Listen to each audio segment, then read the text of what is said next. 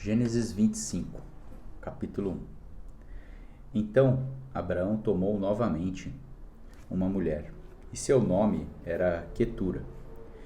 E ela lhe gerou Zinrã, Joxã, Medã, Midian, Gisbasque e Suá. E Joxã gerou Sebá e Dedã, e os filhos de Dedã foram Assurim e Letussim e Leumim. E os filhos de Midã foram Efá, Efer, Enoque, Ebida e Elda. Todos estes foram filhos de Quetura. Esses versículos quer dizer que após a morte de Sara, Abraão tomou novamente uma mulher, na posição de concubina. Quetura, em um cumprimento parcial da promessa de Deus, que ele lhe teria descendentes tão numerosos como as estrelas. Abraão gerou mais 6 filhos.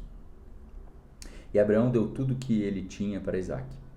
Mas aos filhos das concubinas que Abraão tinha, Abraão deu presentes, e ainda em vida os enviou para longe de seu filho Isaque, ao leste, para a terra oriental.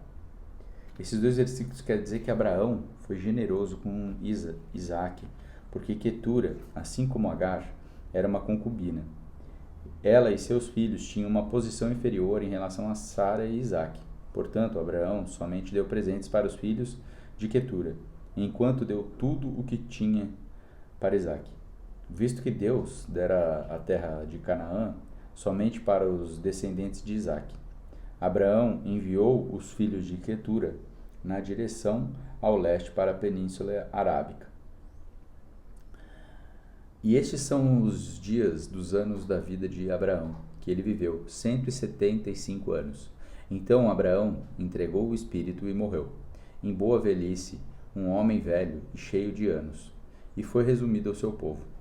E seus filhos, Isaque e Ismael, o sepultaram na caverna de Macpela, no campo de Efron, filho de Zoar, o Eteu, que está diante de Mare, no campo que Abraão comprou dos filhos de Et. Ali foi Abraão sepultado e Sara sua esposa.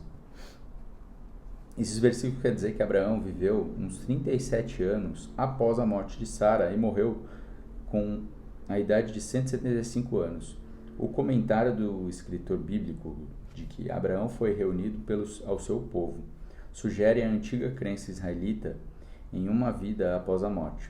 2 filhos mais velhos do patriarca, Isaque, agora com 75, e Ismael, agora com 89, assumiram responsabilidade pelo sepultamento do pai. 11.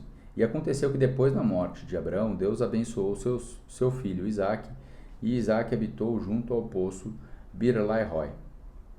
Agora, estas são as gerações de Ismael, filho de Abraão, e Agar. A egípcia serva de Sara gerou para Abraão. Estes são os nomes dos filhos de Ismael, pelos seus nomes, de acordo com suas gerações. O primogênito de Israel era Nebaiote, e Quedar, e Adibel, e Mibsão, e Misma, Dumá e Massá, e Haddad, e Tema, e Getur, e Nafis, e Quedemá. Estes são os filhos de Ismael, e estes são os seus nomes, pelas suas aldeias e pelas suas fortalezas, 12 príncipes, de acordo com as suas nações. E estes são os anos da vida de Ismael, 137 anos, e ele entregou o espírito e morreu, e foi reunido ao seu povo. E eles habitaram desde Avilá até Sur, que está em frente ao Egito, quando se vai para a Síria. E ele morreu na presença de todos os seus irmãos. Esses versículos querem dizer que as gerações de Ismael, a 7ª das 11 seções de Toledó e de Gênesis, complementa a história da família de Isaque, filho de Abraão. A condição inferior da linhagem familiar de Ismael é refletida no tamanho relativamente pequeno da seção. 7 versículos contra 364 versículos. e na observação de que a mãe de Ismael era Agar, a serva de Sara, mãe de Isaque. Ismael gerou 12 filhos, e todos eles se tornaram príncipes de acordo com as suas nações. Seus povoados e acampamentos se estendiam de Avilá a Sur, a região entre o atual Canal de Suez e o Wadi El Arish. Mais tarde, os seus assentamentos, o mais conhecido deles foi Quedar, que se estenderiam para o noroeste da Península Arábica. Estes se envolveriam em comércio de incensos. Durante os seus 137 anos, Ismael também geraria 2 filhas, Maalate e Bazemate.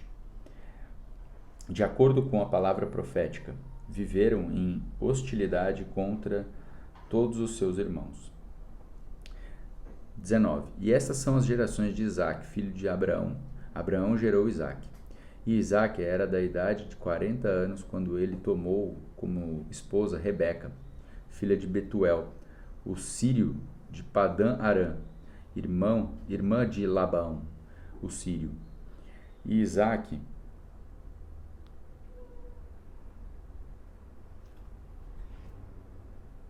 Esse versículo quer dizer que as gerações de Isaque e filho de Abraão, a oitava das 11 seções, Toledó em Gênesis, estende-se de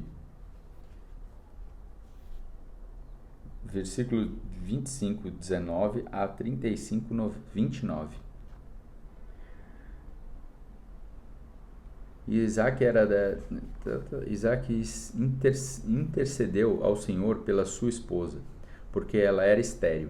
E o Senhor ouviu a intercessão dele, e Rebeca, sua esposa, concebeu. E os filhos lutavam dentro dela. E ela disse: Se é assim, por que sou eu assim? E ela foi consultar o Senhor. O Senhor lhe disse: 2 nações estão no teu ventre. Os 2 tipos dos homens se dividirão das tuas entranhas. Um povo será mais forte do que o outro, e o mais velho servirá ao mais novo. E cumprindo os seus dias para dar à luz, eis que haviam gêmeos em seu ventre. E o primeiro saiu ruivo, todo ele peludo, como uma veste de pelo, e o chamaram o seu nome de Esaú. E depois dele veio seu irmão, e sua mão segurou no calcanhar de Esaú, e seu nome foi chamado Jacó. E Isaque era de idade de 60 anos, quando ele os gerou. E os meninos cresceram, e Esaú era um caçador habilidoso, um homem do campo, e Jacó era um homem simples, habitando em tendas. E Isaque amou Esaú, porque ele comia sua caça, mas Rebeca amou Jacó. Esses versículos querem dizer que as diferenças entre Esaú e Jacó, já aparentemente no nascimento, tornaram-se mais pronunciadas à medida que os meninos cresceram. Esaú era um caçador habilidoso, um homem do campo, homem de regiões rurais. Jacó era pacato, um homem simples, habitando em tendas, morador de tendas. A diferença entre os rapazes realçaram uma divisão entre os pais. Isaque, até certo ponto, ele próprio, um homem do campo, amou seu filho rude, Esaú, enquanto Rebeca amou seu filho mais doméstico, Jacó, e até o ensinou a cozinhar. E Jacó cozeu um ensopado, e Esaú veio do campo, e ele estava desfalecendo. E Esaú disse a Jacó: Dá-me de comer, rogou-te, desse ensopado vermelho, pois eu estou desfalecendo. Pois isso, seu nome foi chamado Edom. E Jacó disse: Vende-me neste dia a tua primogenitura. E Esaú disse: Eis que estou a ponto de morrer. De que me serve essa primogenitura? E Jacó disse: Jura-me neste dia. E ele lhe jurou, e vendeu sua primogenitura a Jacó. E então Jacó deu a Esaú pão ensopado de lentilhas, e ele comeu e bebeu, e se levantou e foi pelo seu caminho.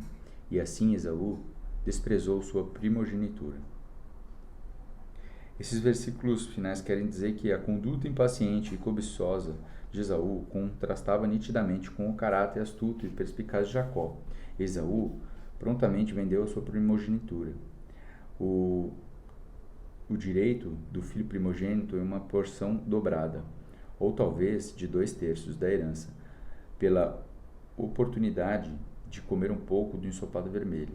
Em razão da sua decisão fatal, Esaú recebeu o nome alternativo de Edom, vermelho, o qual seria tomado pelo grupo de pessoas dele proveniente, e uma vez o fez jurar, vendendo o seu direito do primogênito. A decisão não podia ser anulada.